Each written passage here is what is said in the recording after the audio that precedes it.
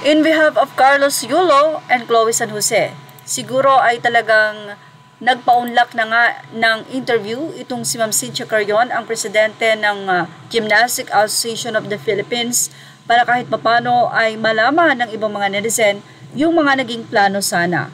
Well, mula sa kami.com, puring-puri ng Gymnastic Association of the Philippines or GAP, or President Cynthia Carrion, ang girlfriend ni Carlos Yulo na si Chloe San Jose. Ibinahagi ni Cynthia Carrion, ang President ng Gymnastic Association of the Philippines GAP, ang kanyang pagkagiliw sa girlfriend ni Carlos Yulo na si Chloe San Jose. Ayon kay Carrion, si Chloe isang mabait at malahalahaning kasintahan na nagpakita ng tunay na malasakit hindi lamang kay Carlos kundi pati na rin sa kanyang pamilya.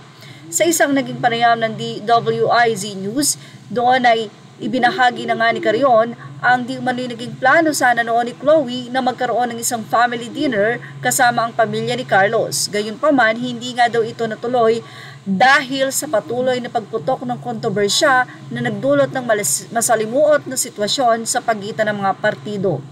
At naging dagdag pa nga ni Carrion na pagpasyahan nilang huwag ituloy ang dinner at manahimik na lamang muna habang tinitignan pa magiging takbo ng mga pangyayari. Sa kabila naman ng sitwasyon, sinabi ni Carrion na si Chloe ay umiiwas sa anumang media attention na maaaring makapagpalala sa issue. Ayaw din umano ni Carlos na pag-usapan ng kanyang personal na buhay sa mga panayam, kaya't pinipili niya ang pinapaunlakang panayam.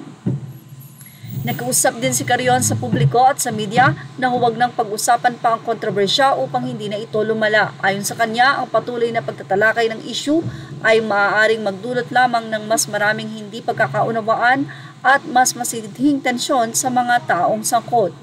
Anyway, for Family Yulo, kung hindi naman nila titignan ang mga sinasabi ng tao sa social media, lalong-lalo na ang iba naman dito ay mga opinyon, advices, kahit na wala namang alam talaga kung ano ang nangyari. Basta ang alam lang natin ay may isang anak na hinahanap at nangungulila ng kanyang ina o pinangungulilaan ng kanyang ina, pero may damdamin si Carlos na tila hindi naman niya basta-basta mahilom pa ang nasabi nga pong sakit na hindi naman natin alam kung ano talaga yung pinagdaanan, na ngayon nga ay nasisisi ang girlfriend dahil simula nga daw ito nung nakilala si Chloe San Jose ay doon na nga nagkaroon ng matinding gap between the family.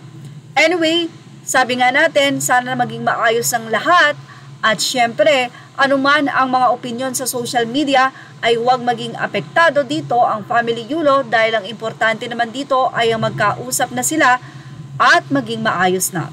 Yan ang ating Showbiz Snap update. Images are all credit to the rightful owners. Thank you for watching Showbiz Snap.